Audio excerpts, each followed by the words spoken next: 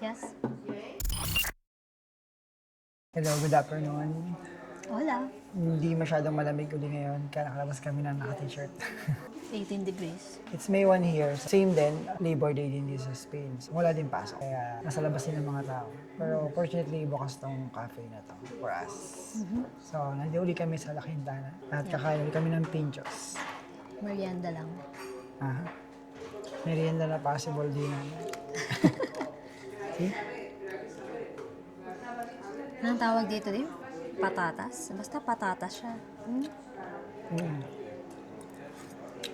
So for today, we compiled lahat po ng question and comments sa videos namin about sa DNB or Digital Nomad, visa ng Spain. And sagutin namin siya and more in-depth siguro. Disclaimer, we're not expert about this.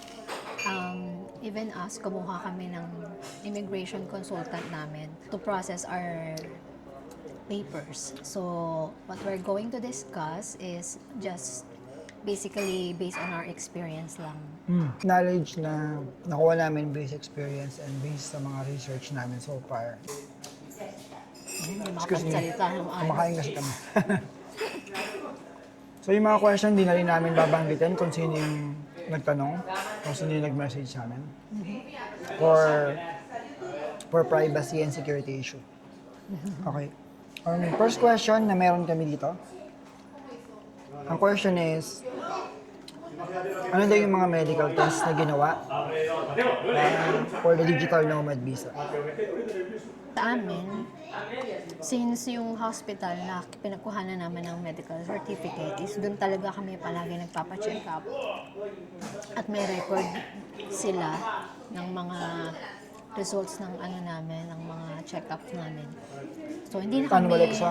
Annual physical exam, sorry. Hindi na kami nag-undergo ng panibagong mga lab test. So, yeah. Pero, based sa mga nababasa namin before, complete talaga ang kailangan. Business na share ko dun sa nag-comment. Kasi dati, nag-try na rin ako mag-apply abroad.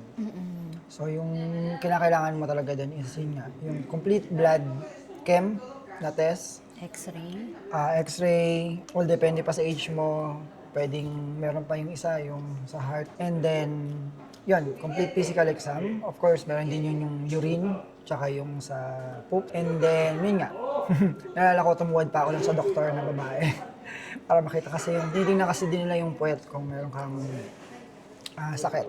I think it's the usual na medical exam na ina-undergo ng mga nagtatrabaho rin sa ibang bansa. Ang importante kasi is accredited sila ng DOH. And yung certificate na medical certificate na i-release sa inyo is nagsasabi na wala kayong sakit na nakakahawa. Yeah, of course, yun ang importante. Fit to travel. No, fit to travel. So, yeah. Yun. And then, the DOH certification. Meron din palang Coca-Cola dito. And parang common dito may lemon. May lemon. Kasi ito yung kinakolekta ko sa Pilipinas na bansa. Oo. Nandun pa yun, no? Next, eto, question. Anong mga documents ang required na may kana? Ano ba yung kana? Nakalimutan ko yung meaning ng kana, pero andito. Lagay na lang namin ulit. Siya kasi, since remote worker siya, at yung company niya ay walang entity dito sa Pilipinas. Walang office. And lahat ng mga documents niya is pinapadala sa kanya via online. Wala siyang original documents like, yung wet ink na pirma ng company nila, ng HR, ganyan. So, ang advice, yun yung standard procedure na, kumbaga, i-advise sa inyo sa DFA. Kailangan may kana. Kana. I don't know the pronunciation, kana or kana. So, yun. So, before ka makapagpa-apostil ng mga company documents, kailangan ipapa-notarize mo muna siya and then ipapa-kana and then saka ipapa-apostil. Yun yung tatanggapin ng DFA. Basically, parang it's another level of, kung yung apostille kasi parang certified copy. Yung Kina kasi parang nililegalize niya yung document na hindi galing dito sa Pilipinas. So, kaya parang ang pumipirma doon, judge na, tama ba? Oo. So, yun. Based on our experience, ginagawa lang to kapag yung mga documents mo is hindi nag-originate sa Pilipinas. So, kung nag-work ka or sa ibang bansa, yung mga document na kukunin mo, dun manggagaling. So, before mo ipa-apostille, kailangan meron siyang KINA. So, that's based on our experience. So, hindi namin sure kung saan pa ginagamit yung KINA. Pero, as part of the requirements ng DNB, doon namin siya nagamit. Yeah. First time lang natin na-encounter yun. Sa DNB lang.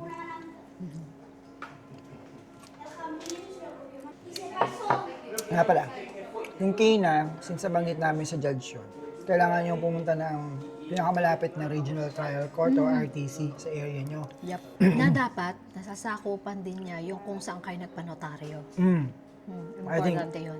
kami kasi since sa Tanawan kami nagpapaano ng time na yan, doon kami naghanap ng RTC. So may RTC sa Tanawan, Batangas. So, yan, kailangan nyo reconsider yun. Kung saan kayo nagpapa-notarize, hanap kayo ng RTC na malapit, na sakupan yung nag-notarize na yan. Tama. Required ba yun? Kasi sinabi nung okay. So, importante pala yun. Dun sa pinanotarize natin, sila nagsabi. In-advise mismo nila na dapat doon. Okay. Kasi in-inform namin sila na yung ipapanotorize namin na yun is ipapakina din namin. Check nyo rin yan. Next question. How much earning requirements to be approved in digital nomads? So, ito ay based pa rin sa official website ng government ng Spain na nag-handle ng digital nomad visa. It's 2,762.66 euro. Tumaas na ba yan o same lang sa atin? I think same pa rin. Hindi pa siya tumataas. And yeah, this is basically 200% ng normal or minimum wage dito sa Spain. So yung conversion dito, lagyan namin yung conversion in PH.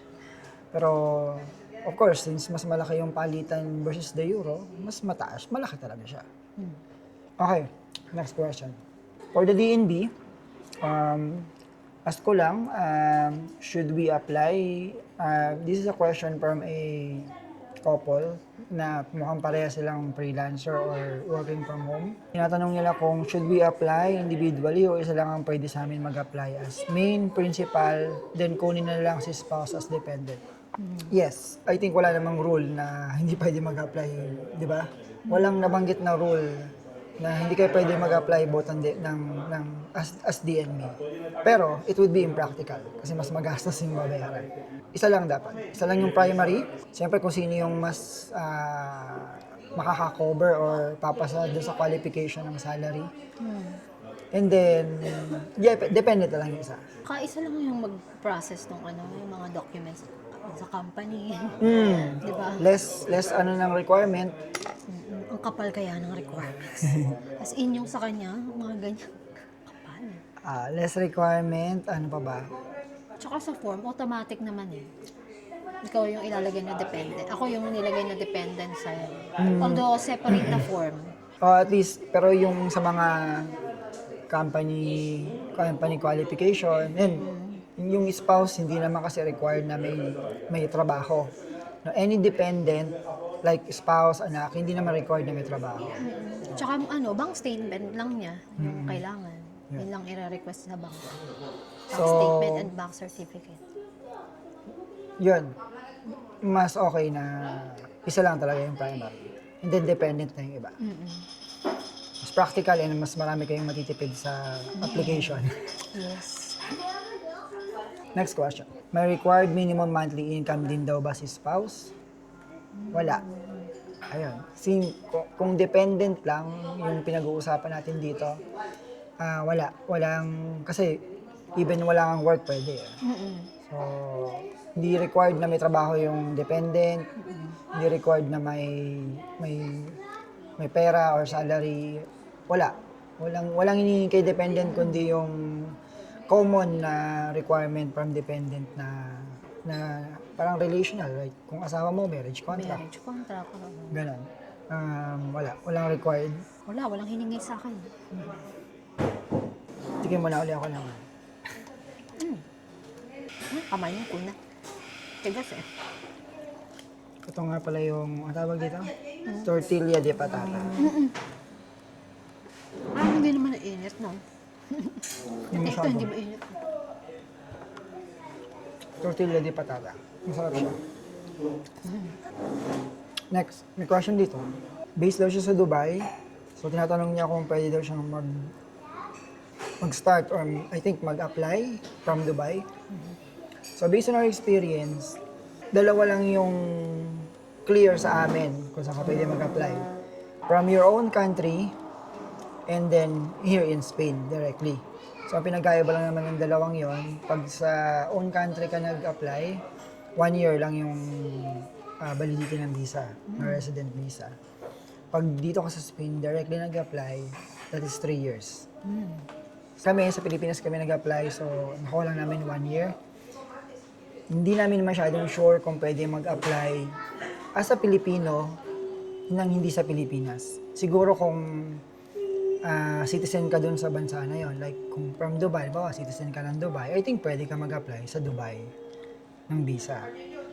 Pero since kung Pilipino ka, tapos sa Dubai ka mag-a-apply, that part we're not sure. Siguro talaga kailangan kausapin mo yung consulate ng Spain regarding that. Kung okay sa kanila yung ganong scenario. Kasi based on our experience, and based din dun sa requirement mismo ng Spain, own country right? Dun ka mismo sa country mo, kung saan ka citizen, and then, or here in Spain. So, on that part, hindi talaga namin sure. So, alam lang namin, kung Pilipino ka, sa Pilipinas. I guess kung American ka, pwede ka mag-apply sa US, sa consulate din ng Spain sa US. But kung, like, tourist ka din sa isang bansa, hindi ko sure kung pwede. And besides,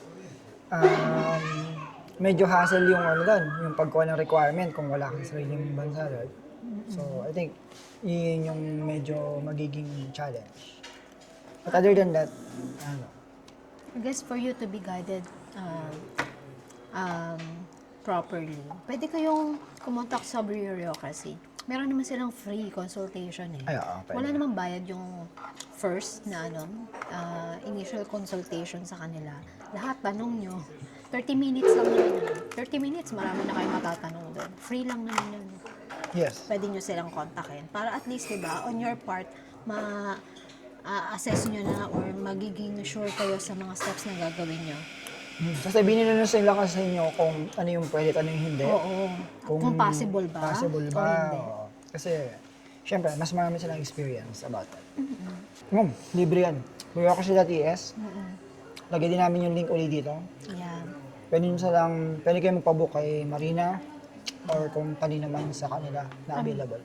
Ang ko kay Marina. Usually si Marina yung nag-book. Then after that, kung talagang decision na kayo, tsaka kayo mag-decide kung kukunin niyo sila o hindi. Pero libre yung Libre yun, initial consultation. ano lang muna ulit. Subo muna before the next question. Okay, next question. Ang question niya, mukhang pupunta rin sila dito as DNB. So parang ongoing process na sila. Ang question nila, did you convert your DNB to a 3-year visa upon arrival in Spain? Okay. Actually, this is the plan. This is also our plan since sa Pilipinas kami nag-apply. Hindi namin pinili mag-apply sa Spain kasi more gastos yun tsaka additional process. Kasi para makapag-apply ka sa Spain as a Filipino from Pilipinas, kailangan mong kumuha ng Schengen visa. And then, ang Schengen visa is 30 days lang, diba? 30 days? Diba? So, maraming risk and though maganda yung reward niya kasi 3 years agad yung visa mo pag na-approve ka. Extra gastos lang din. Tsaka yun nga, maraming risk kung hindi kompleto yung requirement mo, di ba? Kasi dapat pag pumunta ka dito, Kompleto na talaga. yes. Hindi yun ang ginawa namin. Yun pa rin naman talaga yung plan. I-renew yung 1-year visa before mag-end at mag-apply ulit ng panibago here. in that, magiging ano na siya, magiging 3 years na siya. So, yun talaga yung plan. Narinig na rin namin to, na may mga nagko-convert nito right away. Dati, oo. Oo, dati. Hindi namin sure kung may gumagawa pa nito ngayon. Hindi, tsaka based din sa ano natin, consultant natin, di ba? 10 months, tama ba? Oo. Kumbaga, before mag 1 year, before mag-end talaga yung current na 1 year existing visa namin, doon namin siya i-renew and then mag-apply na for 3 years. Yun yung plan actually. Personally, we will not advise na pagdating mo pa lang dito, i-convert mo na agad siya for 3 years. Kasi ang dami pang dapat gawin. Kami nga, ongoing pa lang yung, may schedule pa lang kami ng TIE. So wala pa kaming TIE, naka-appointment pa lang. So, Isa sa mga nabasa ko din sa mga forums, yes, 10 months, pero dapat yung 10 months na yon start na ng application mo, yung pag-renew. Ibig sabihin, before that 10th month, dapat prepared na rin lahat ng documents mo. Kasi syempre, di ba, medyo mahaba yung process dito, bureaucracy. So, 10 months na stay mo dito, dapat nagre-renew ka na. Kumbaga, on process, parang kumbaga nag-apply ka na ng renewal. So, ibig sabihin, before ng 10th month natin, kailangan ready na lahat ng documents and requirements natin. Yep. Yep. But not right away, of course. Next question is, anong amount sa bank statement and certificate ang papasa for the digital nomad visa? Well, this is a common kasi sa visa kasi laging may requirement kung parang ano tawag dito? Show money. Yan.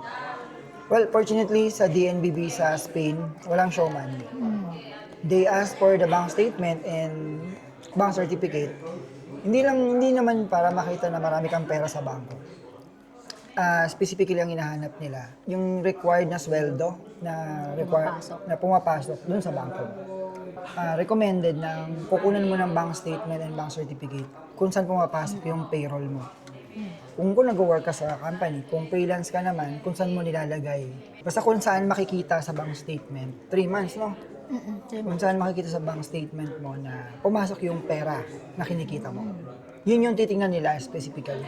Hindi siya sa amount nakatingin kasi based naman din sa official site nila, wala silang ganung requirement. Basta mapakita mo na monthly monthly kasi yun per month yung 2.7 euro So, dapat nandun yun, pumasok dun sa isang buwan. Tsaka i-counter-check nila yun based dun sa pinasa mong COE. Kasi diba sa COE, nakalagay din dun kung magkano yung sweldo mo. So, Yes. i-verify nila kung talagang yun yung natatanggap mong sweldo. Basta based dun sa lahat ng i-declare mo na source of income, kailangan mapakita dun sa bank statement. Meron pa nga akong nabasa, marami siyang pera talaga, marami siyang ipon. May business siya. It turned out, imbes na naging digital nomad siya, ang inano sa kanya, ang tawag dito, in-advise sa kanya, mag non-lucrative visa na lang siya. Kasi marami siyang pera. Tsaka, business. May business siya. Well, it's a good thing din kung marami ka talagang pera. Next, until when po kaya pwede mag-apply ng DNB? Sana meron pa yun after 3 years. Well, gaya din nung nasabi ko doon sa comment, DNB is fairly new. 2023 lang siya basically nag-open. So, parang 2 years pa lang siya, no? O wala pa. Actually, wala pang ang Pilipino na naging citizen from the DNB. Kasi ganoon siya kabago. So, wala pa. So, I think naman, again, this is just our opinion din, ano pa naman siya, nandito pa naman siya even after 3 years or 3 to 5 years. Sa ngayon, ang nawala lang naman sa visa ng Spain is yung Golden Visa. Yep. Pero, ang hindi sure doon is yung requirements tsaka qualification. Kung same pa din. There's a big chance na mabago yung qualification kasi as per observe sa lahat ng mga visa sa buong mundo, Parang every year nagbabago yung requirement, yung qualification, yung condition. Yung amount, tumataas. Yan. Sa ngayon, hindi pa. So, possible yung requirement nila ng salary, tumaas someday. So, hindi namin sure. Maybe next year, tumaas yung requirement or magkaroon ng additional na requirement, additional conditions. Hindi namin alam. Pero medyo sure kami na tatagal pa yung digital nomad visa. Meron kang additional lang? Wala na. Missing kumain. Lumos na. Ang dagdal kasi niya eh. Ayan, tuloy. May nag-message sa Instagram. Thank you ha, kasi you find our videos inspiring. Tapos, ang isa gusto ko lang i-highlight yung question niya about sa TIE application. Kasi siguro napanood din niya yung about sa Padron application namin. Tapos, syempre nakakuha na kami ng apartment, ganyan. Wala pa kaming update na video for TIE. Yun yung tinatanong niya. So, as for us kasi, nakakakas pa appointment lang. Ang appointment namin is May 7. So last month pa yun actually, no? Oo. Last month pa yun. Kasi pagka kailangan kasi meron ka ng apartment. Ang requirement kasi, sabi sa amin ng bureaucracy, ang hiningi sa amin is yung lease contract namin. For the For the apartment. long-term apartment. Kailangan kasi at least 6 months ata yung contract mo doon. So kami 1 year.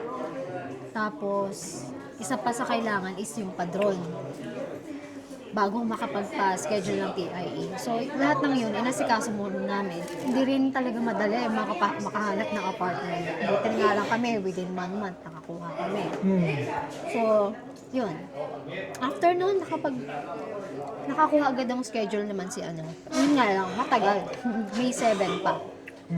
Pero kamo naman daw yun dito. Ayun, last month pa yung schedule yun. Common dito sa Spain yung kailangan mo muna magpa-appointment. And I think here in Oviedo, medyo mabilis na yun. Iniisip namin na baka sa ibang malaking cities, Mas matagal. mas matagal yun. Kasi siyempre, mas marami nagpaparegister. Kasi kung kami nga, na dito na sa Oviedo, inabot na ng 1 month yung appointment, what's more sa ibang mas malaking city. Actually, nag-worry pa nga ako noon. Kasi, kailangan within 60 days. Nang pagdating mo dito sa Spain, dapat, ka na, nakapagpa-appointment ka na. Pero, yung immigration consultant naman namin, inassure kami na there will be no problem. For as long as meron na kaming appointment.